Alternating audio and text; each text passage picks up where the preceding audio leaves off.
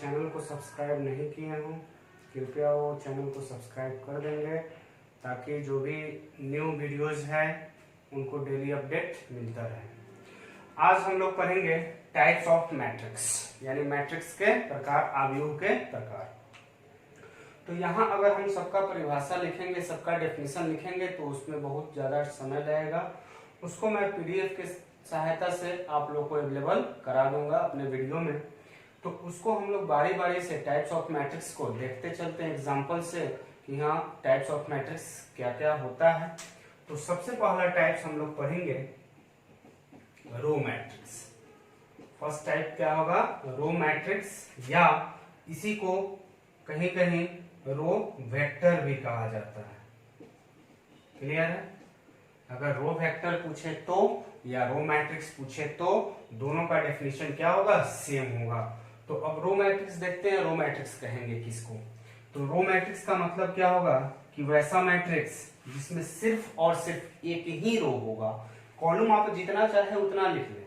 Column अगर आपको जितना मन करे 50, 1 करोड़, 2 करोड़, 5, 10 जितना कॉलम लिखना हो उतना कॉलम आप लिख सकते हैं। यानी स्तंभों की संख्या कुछ भी रहे, लेकिन जो रो होगा यानी पंक्ति, वो पंक्ति क्या होगा? सिर्फ और सिर्फ एक ही होगा। तो उसको हम लोग कहेंगे रो मैट्रिक्स।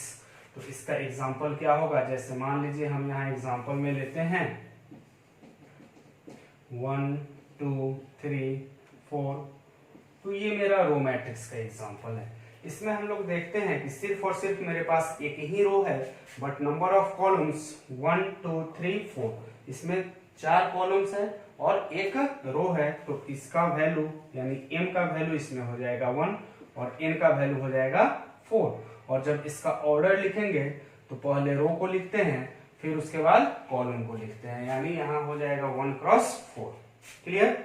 तो फर्स्ट टाइप्स समाप्त हुआ, यानी रो मैट्रिक्स या पंक्ति आव्यूह। अब आइए सेकेंड टाइप पे। सेकेंड टाइप है इसका कॉलम मैट्रिक्स। सेकेंड टाइप क्या है? Column matrix. तो कॉलम मैट्रिक्स किसको कहेंगे? तो कुछ बच्चे लोग इसका डेफिनेशन समझ गए होंगे। जैसे रो मैट्रिक्स में सिर्फ और सिर्फ एक ही रो होता है, उसी तरह कॉलम मैट्रिक्स में भी सिर्फ और सिर्फ एक ही कॉलम होगा। इसमें आप जितना मन करे उतना नंबर ऑफ रो को रख सकते हैं, कॉलम केवल एक ही होगा। तो जैसे एग्जांपल में देखिए यहाँ a इज इक्वल टू 1, 2, -5। तो इस एग्जांपल के थ्रू हम लोग देखते हैं कि इसमें कॉलम कितना है? सिर्फ और सिर्फ एक कॉलम है, बट इसमें रो 3 है, R1, R2, R3। बट इसमें कॉलम क्या है? सिर्फ और सिर्फ कॉलम 1 है। यानी कहने का मतलब इस मैट्रिक्स में m का वैल्यू 3, n का वैल्यू 1। तो जब इसका ऑर्डर अगर हमको लिखना होगा तो इसका ऑर्डर लिखने के लिए क्या होगा? तो सबसे पहले फिर से हम रो को लिखेंगे, उसके बाद कॉलम को लिखेंगे। तो इसका ऑर्डर हो जाएगा कितना? 3 क्रॉस 1। तो चलिए यहां से हम लोग दो टाइप देखे। पहला टाइप रो मैट्रिक्स यानी जिसमें सिर्फ और सिर्फ एक ही रो होगा। दूसरा टाइप देखे कॉलम मैट्रिक्स जिसमें सिर्फ और सिर्फ एक कॉलम होगा, यानी जो नाम रहेगा उसका नंबर सिर्फ और सिर्फ 1 होगा, बाकी सभी कुछ भी हो उससे कोई मतलब नहीं है। तो इसको इनको नोट करना है वो नोट करते चलेंगे। थोड़ा आज के लेक्चर में हम लोग तेजी से चलेंगे क्योंकि टाइप्स ऑफ मैट्रिक्स पढ़ाना है, तो बहुत सारे टाइप्स हैं। तो चलिए अब हम लोग चलते हैं नेक्स्ट टाइप्स पे। नेक्स्ट टाइप है स्क्वायर मैट्रिक्स। नेक्स्ट टाइप क्या है? Square matrix. अब चलिए स्क्वायर मैट्रिक्स क्या होगा? तो स्क्वायर जैसे नाम से ही हमको पता है, स्क्वायर का मतलब होता है वर्ग। वर्ग यानी वर्ग में जो लेंथ होता है और ब्रेड्थ होता है, यानी लंबाई और चौड़ाई दोनों का दोनों क्या होगा? बराबर होगा। तो जो भी मैट्रिक्स यहाँ होगा तो इसमें लंबाई चौड़ाई का मतलब कि जितना नंबर ऑफ रो होगा उतना ही नंबर ऑफ कॉलम होगा। तो इसको हम परिभाषित कर सकते हैं या डिफाइन कर सकते हैं कि let A is equal to Aij m cross n is square matrix if it has equal number of row and columns. यानी कहने का मतलब जब इक्वल नंबर ऑफ रो होगा और इक्वल नंबर ऑफ कॉलम्स होगा तो उसको हम लोग क्या कहेंगे, स्क्वायर्ड मैट्रिक्स कहेंगे। That is m is equal to n। अगर कंडीशन होगा तो वो आपका स्क्वायर मैट्रिक्स का कंडीशन होगा। अगर m is equal to n नहीं होगा तो वो स्क्वायर मैट्रिक्स का कंडीशन नहीं होगा। इसको आप लोग नोट कर लीजिए।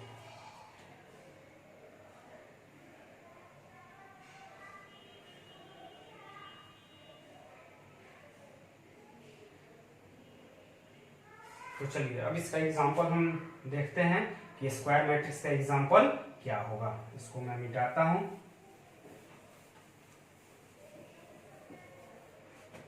तो इसका एग्जांपल हो जाएगा a इज इक्वल टू 1 2 -5 4/3। ये एग्जांपल दिया हुआ है a इज इक्वल टू।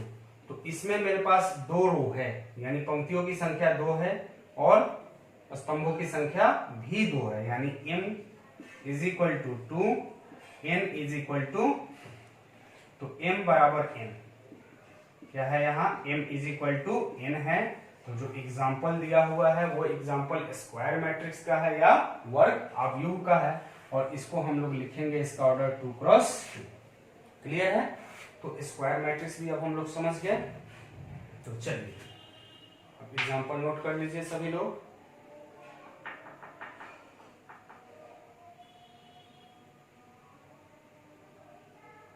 चलिए एग्जाम्पल नोट करने के बाद अब हम लोग नेक्स्ट टाइप पे चलते हैं। तो नेक्स्ट टाइप पे चलने से पहले हम लोग एक कंसेप्ट सीखेंगे कि डायगोनल एलिमेंट्स ऑफ मैट्रिक्स क्या होता है। यानी डायगोनल का मतलब होता है विकर्ण।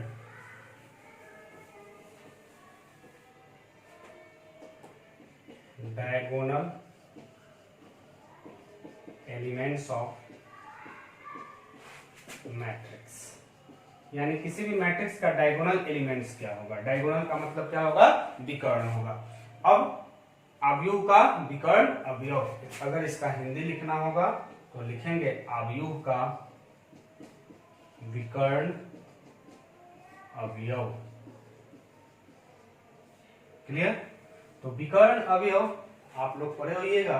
विकर्ण, विकर्ण का मतलब कि अगर कोई आयत दिया हो, कोई रेक्टेंगल दिया हो या कोई स्क्वायर दिया हो, तो उसके दो कॉर्नर पॉइंट को जो लाइन ज्वाइन करता है उसी को हम लोग विकर्ण कहेंगे।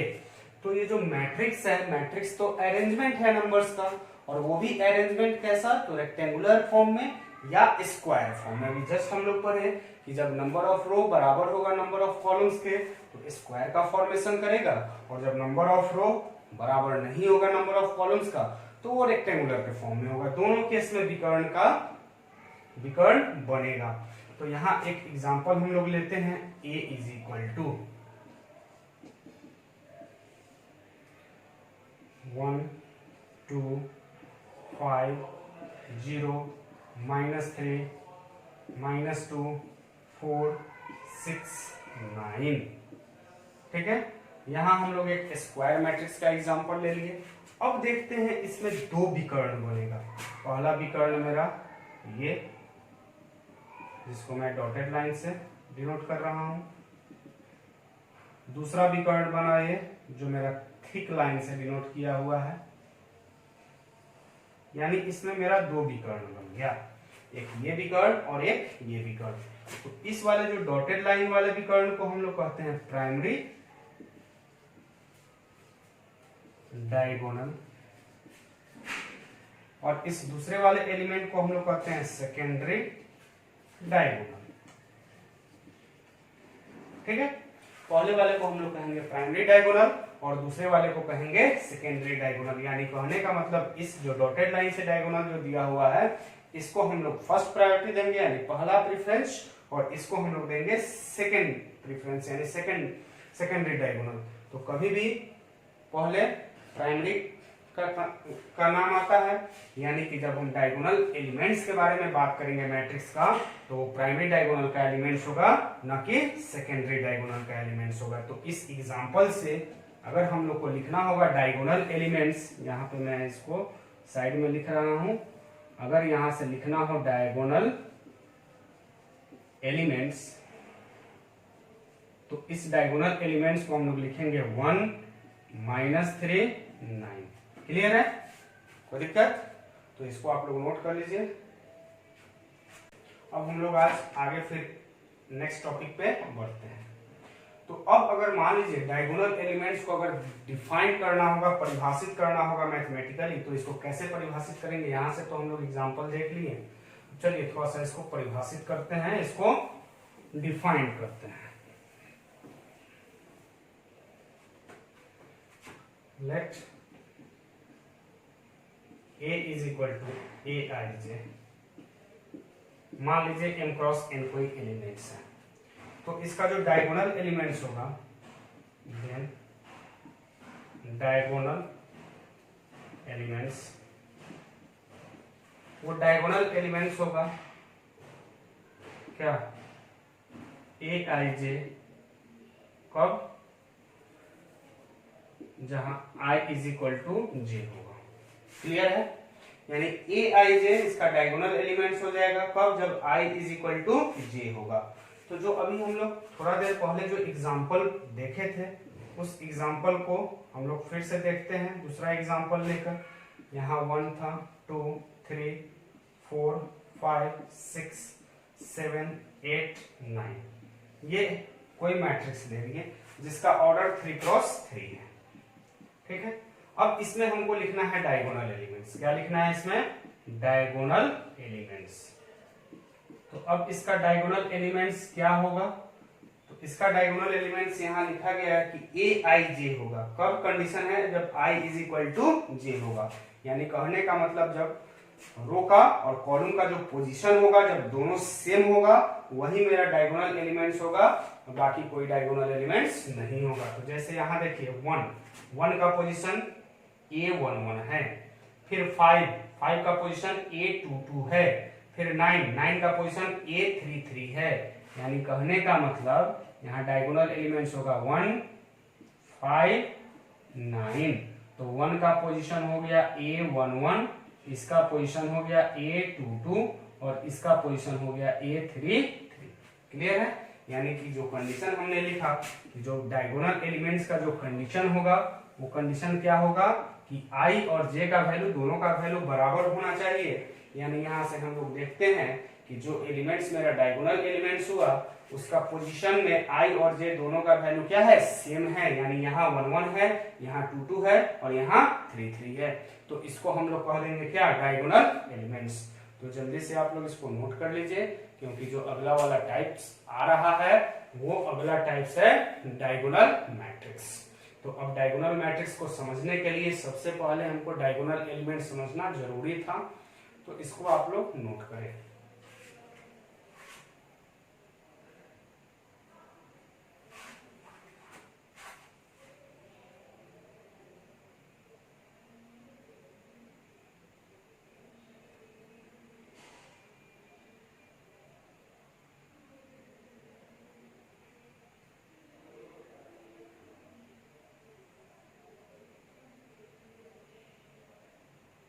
चलिए मैं इसको मिटाता हूं।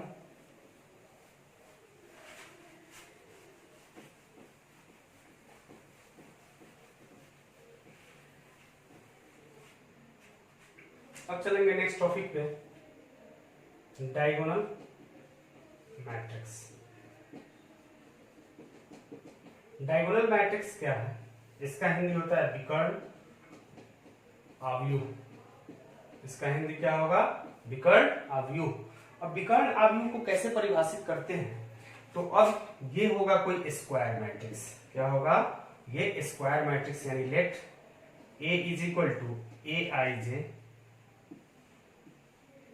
m क्रॉस m लिखिए तब, या n क्रॉस n लिखिए तब, इज डायगोनल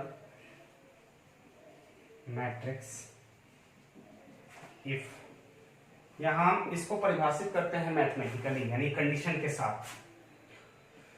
Aij जो होगा वो होगा k, यानी सब कोई कांस्टेंट कब? जब i is equal to j होगा तो। उसके बाद यहाँ होगा 0 कब? जब i is not equal to j होगा तब। यानी कहने का मतलब कि सिर्फ और सिर्फ जो डायगोनल एलिमेंट्स होगा उसी का वैल्यू हमको k यानी कोई कांस्टेंट होगा, यानी वो 0 को छोड़कर होगा, और बाकी सारा का सारा एलिमेंट्स क्या होगा? 0 होगा। यानी कहने का मतलब जो डायगोनल एलिमेंट्स होगा उसका कुछ वैल्यू होगा, और जो नॉन डायगोनल एलिमेंट्स होगा उसका वैल्यू 0 होगा। यानी नॉन डायगोनल एलिमेंट्स क्या? तो जिसमें i और j दोनों बराबर नहीं होंगे वो क्या होगा? 0 नहीं होगा। उसको छोड़कर बाकी सभी के सभी एलिमेंट्स क्या होंगे? 0 होंगे। तो चलिए एक एग्जांपल यहाँ हम इसको देखते हैं कि a इज इक्वल टू 1 0 0 0 2 0 0 0 5। ठीक है, तो यहाँ देखिए तो ये जो डायगोनल एलिमेंट्स 1 2 5 था, ये डायगोनल एलिमेंट्स 0 नहीं है, बाकी इसके अगल बगल के सभी एलिमेंट्स क्या हैं? 0 हैं। यानी इसको परिभाषित हम लोग इस तरह भी कर सकते हैं कि डायगोनल मैट्रिक्स वैसा स्क्वायर मैट्रिक्स है कि जिसमें जो नॉन डायगोनल एलिमेंट्स होंगे यानी जो विकर्ण अवयव वाले अवयव नहीं होंगे, उस सभी अवयव का मान क्या होगा? या ऐसे भी कह सकते हैं वो सभी के सभी अवयव शून्य होंगे, और जो डायगोनल एलिमेंट्स है यानी जो विकर्ण अवयव है वो शून्य नहीं होंगे। तो चलिए अब इसको हम लोग शॉर्ट फॉर्म में यानी संक्षिप्त में क्या लिख सकते हैं? तो a इज इक्वल टू हो जाएगा dig यानी डायगोनल। ठीक है, पहला यानी फर्स्ट पोजीशन का एलिमेंट क्या होगा? 1 है तो 1 लिख दिए। फिर उसके बाद कॉमा, उसके बाद सेकेंड वाले 2 2 का एलिमेंट 2 है, कॉमा, उसके बाद 3 3 का एलिमेंट 5 है। क्लियर है? यानी जहां पे इस तरह दिया रहे a is equal to dig, किसी किसी बुक में dig दिया रहता है, या इस dig के जगह diag यानी डायगोनल। तो डायगोनल दे दिया, इसका मतलब वो डायगोनल मैट्रिक्स के बारे में चर्चा कर रहा है। उसके बाद में जो उसका पहला एलिमेंट होगा वो फर्स्ट रो का होगा, जो दूसरा एलिमेंट होगा वो सेकेंड रो का होगा, और जो तीसरा एलिमेंट होगा वो थर्ड रो का होगा। और एक चीज हमेशा इसको नोटिस करके रखेंगे कि जो भी डायगोनल एलिमेंट्स होगा वो जो डायगोनल मैट्रिक्स होगा वो हमेशा स्क्वायर मैट्रिक्स के ही फॉर्म में रहेगा। अगर स्क्वायर मैट्रिक्स के फॉर्म में नहीं है तो वो डायगोनल मैट्रिक्स नहीं होगा। तो कंडीशन शुड बी नोट, यानी ये कंडीशन मस्ट होगा, स्क्वायर के फॉर्म में ही डायगोनल मैट्रिक्स को हम लोग परिभाषित कर सकते हैं, अन्यथा परिभाषित नहीं किया जा सकता है। तो जल्दी से आप लोग इसको एग्जाम्पल को नोट कर लीजिए, फिर हम लोग आगे बढ़ते हैं कि अगर इस तरह दिया रहे तो हम लोग मैट्रिक्स के फॉर्म में कैसे लिखेंगे, और मैट्रिक्स के फॉर्म में दिया रहे तो उसको डायगोनल मैट्रिक्स के फॉर्म में कैसे बदलेंगे, यहाँ एग्जाम्पल दिया हुआ है। जल्दी से नोट करें।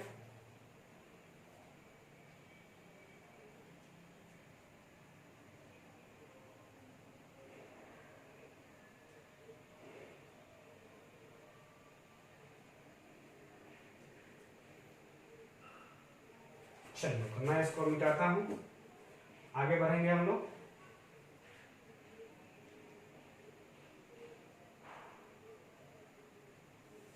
तो यहाँ कुछ इसका कुछ और एग्जांपल हम लोग देखते हैं।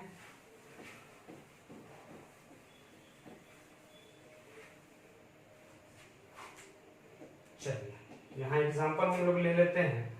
अगर a इज इक्वल टू यहाँ दिया है 3 0 0 0 -2 0 0 0 3/2, तो इसको डायगोनल मैट्रिक्स के फॉर्म में लिखना है, यानी डायगोनल मैट्रिक्स के रूप में लिखना है। कैसे लिखेंगे?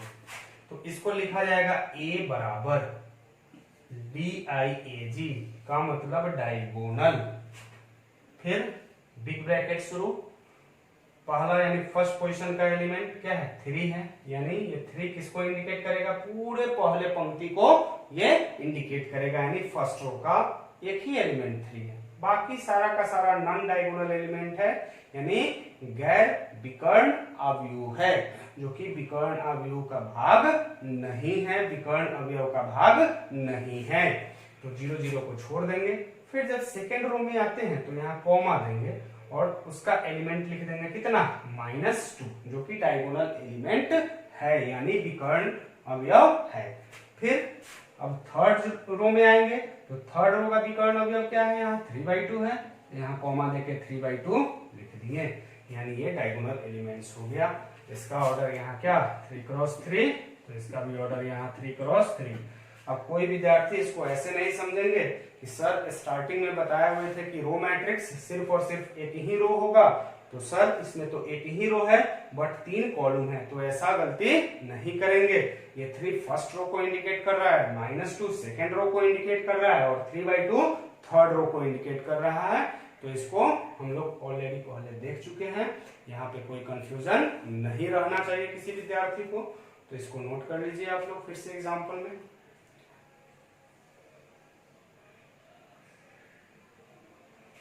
चलिए इस पे एक एग्जांपल मैं देता हूं, डायगोनल इसके फॉर्म में देता हूं।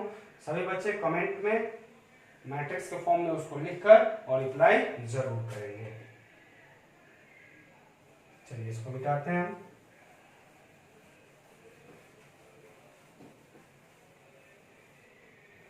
यहां b is equal to DIAG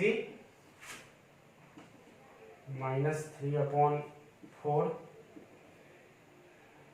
5 9 -3। इसको आप लोग मैट्रिक्स के फॉर्म में लिखकर बताएंगे, कमेंट बॉक्स में जरूर कमेंट करेंगे कि सर मेरा आंसर ये है, उसका स्क्रीनशॉट भी लेके भेज सकते हैं। तो ये तो रहा आपका होमवर्क कि आप डायगोनल मैट्रिक्स से मैट्रिक्स में कैसे बनाएंगे, और अगर मैट्रिक्स दिया रहे तो उसको डायगोनल मैट्रिक्स में कैसे बदलेंगे। तो ये 2 कंसेप्ट हम लोग फिर से समझ गए। अब आगे चलते हैं हम लोग नेक्स्ट टाइप्स पे। नेक्स्ट टाइप क्या है इसका, जीरो मैट्रिक्स। जीरो कहिए तब, नल कहिए तब, या वाइड कहिए तब, ये तीनों का मतलब एक ही है। जीरो का मतलब शून्य, नल का मतलब कुछ नहीं, वाइड का मतलब खाली मैट्रिक्स। यानी जैसे नाम से ही पता है कि जीरो नल वाइड का मतलब कुछ भी नहीं, तो इसका सभी का सभी एलिमेंट्स क्या होगा, शून्य होगा, जीरो होगा, उसी को हम लोग कहेंगे जीरो मैट्रिक्स या नल मैट्रिक्स। तो फिर से यानी ऑल एलिमेंट्स आर जीरो, क्या होगा, सभी के सभी एलिमेंट्स जीरो होंगे। तो एग्जांपल जैसे देखिए यहाँ C 0 0 0 0, यानी ये 2 क्रॉस 2 का जीरो मैट्रिक्स हो गया, सभी के सभी अवयव इसके जीरो हो जाएंगे, उसको हम लोग जीरो मैट्रिक्स कहेंगे। तो चलिए इसको जल्दी से नोट करते चलेंगे हम लोग।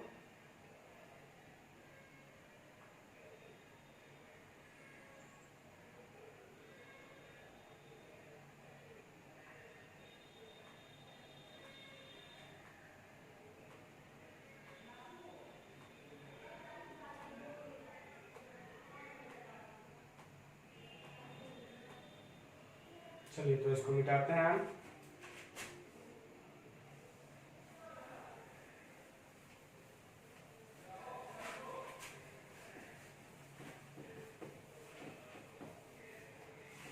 अब हम लोग आगे बढ़ेंगे स्केलर मैट्रिक्स। नेक्स्ट है स्केलर मैट्रिक्स। स्केलर मैट्रिक्स का मतलब क्या होगा कि वैसा मैट्रिक्स जिसके सभी डायगोनल एलिमेंट्स सेम होंगे, जिसके सभी डायगोनल एलिमेंट्स क्या होंगे, सेम होंगे, और नॉन डायगोनल एलिमेंट्स जीरो होंगे, तो उसको हम लोग स्केलर मैट्रिक्स कहेंगे। यानी all diagonal elements are same, clear है, and non diagonal elements are zero. ठीक है, यानी जितने भी डायगोनल एलिमेंट्स होंगे वो सभी के सभी सेम होंगे और नॉन डायगोनल एलिमेंट्स जीरो होंगे। तो इसका एग्जांपल क्या हो जाएगा, V is equal to 5 0 0 0 5 0 0 0 5। Clear? तो ये मेरा हो गया क्या, स्केलर मैट्रिक्स। और एक चीज यहां फिर से मेंशन करते हैं कि स्केलर मैट्रिक्स हो, जीरो मैट्रिक्स हो, ये सभी के सभी स्क्वायर फॉर्म में रहेंगे, यानी वर्ग आव्यूह के फॉर्म में होंगे। ये रेक्टेंगुलर फॉर्म में नहीं होगा। अगर रेक्टेंगुलर फॉर्म में कोई विद्यार्थी लिखता है स्केलर मैट्रिक्स तो वो आपका गलत माना जाएगा, वो आपका सही नहीं होगा। तो कृपया इस सभी चीज को ध्यान में रखते हुए काम करेंगे। यहां मैं ऊपर लिख देता हूं, it is form of square matrix. Clear? तो इसको आप लोग नोट कर लेंगे, नोट करते चले जल्दी जल्दी। हम लोग फिर नेक्स्ट टॉपिक पे चलेंगे, यानी नेक्स्ट टाइप पे।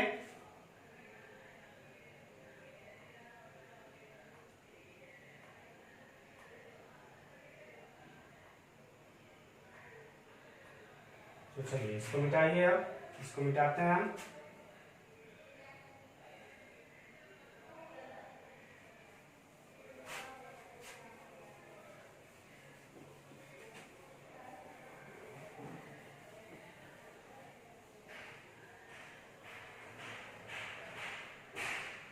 आगे चलिए, नेक्स्ट टाइप्स यूनिट मैट्रिक्स।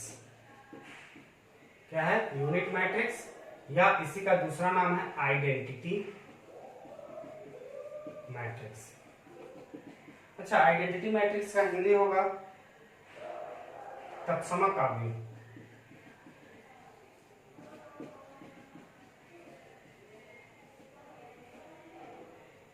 तत्समक आव्यूह ये भी स्क्वायर के फॉर्म में रहेगा, यानी इट इज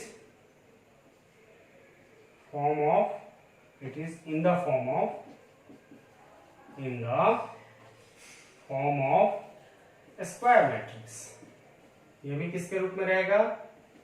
स्क्वायर मैट्रिक्स के रूप में ही होगा। और आइडेंटिटी का मतलब क्या होगा? आइडेंटिटी का मतलब कि इसका सभी का सभी डायगोनल एलिमेंट्स 1 होगा और नॉन डायगोनल एलिमेंट्स 0 होगा, यानी all diagonal elements are 1 and non diagonal elements, इसको नोट करते चलेंगे सभी विद्यार्थी, and non diagonal elements are 0। ठीक है? तो इसको मैथमेटिकली कैसे हम लोग डिफाइन करेंगे कि if A is equal to Aij m cross m। m cross m लिखने का मतलब जितना रो होगा उतना ही कॉलम होगा, या n क्रॉस n भी लिख सकते हैं, m क्रॉस m भी लिख सकते हैं। इज यूनिट मैट्रिक्स कब? When Aij is equal to, यहाँ 1 कब? जब I is equal to j होगा तब, और यहाँ होगा 0 कब? जब I is not equal to j होगा तब। क्लियर है? तो इसको भी आप लोग नोट कर लेंगे। और स्केलर मैट्रिक्स में यहाँ पे k होगा, यानी k कोई भी कांस्टेंट होगा बट वो सेम रहेगा। सभी के लिए k का वैल्यू क्या होगा? सेम होगा।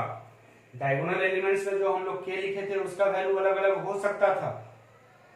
जो डायगोनल मैट्रिक्स था उसमें जो हम लोग इस तरह लिखे हुए थे कि Aij is equal to k where I is equal to j, वहां पर k का वैल्यू डिफरेंट हो सकता है बट सेम भी हो सकता है, 1 भी हो सकता है।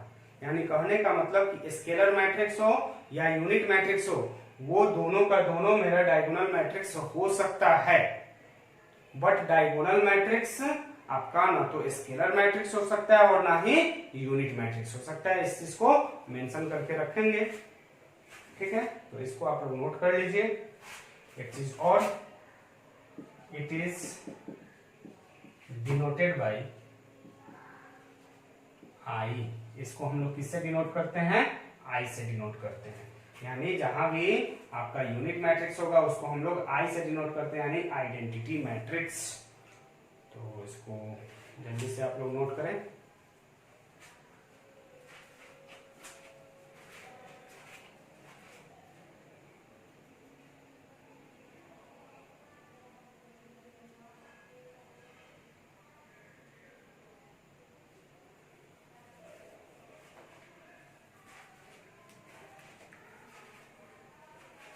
चलिए इसका एग्जांपल हम लोग देखते हैं, मिटा दें इसको।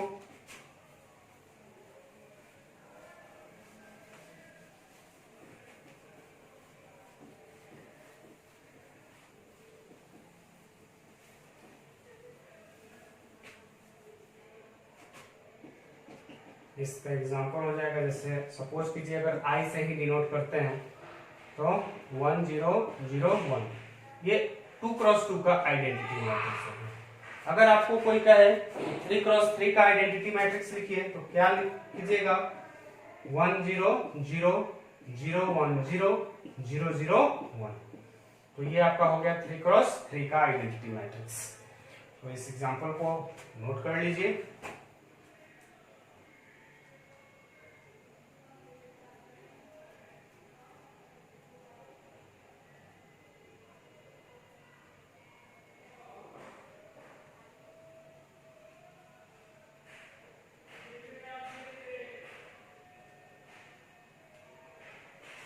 तो चलिए यहाँ कुछ पॉइंट जो हमने बोला उसको यहाँ नोट कर लीजिएगा।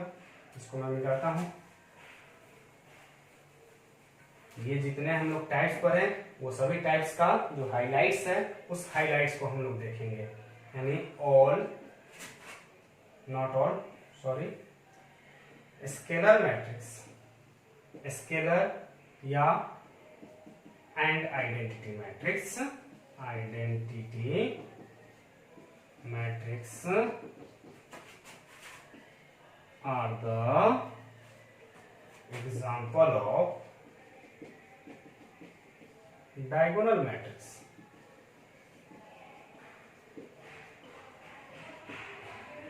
डायगोनल मैट्रिक्स, बट ये दोनों का दोनों डायगोनल मैट्रिक्स का एग्जांपल हो सकता है, बट डायगोनल मैट्रिक्स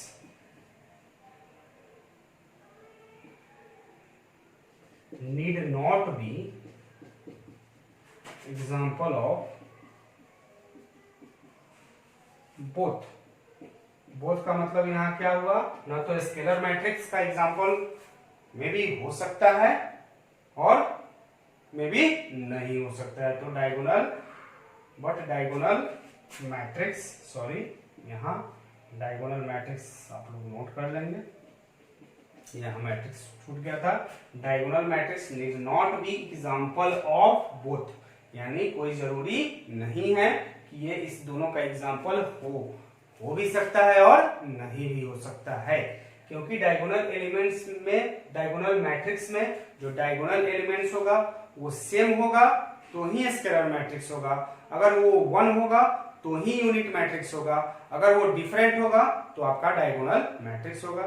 तो आज का क्लास हम लोग यहीं पे समाप्त करते हैं और नेक्स्ट क्लास में हम लोग और टाइप्स के बारे में डिस्कस करेंगे, ठीक है। तब तक के लिए आप लोग अपने अपने घर पे रहें।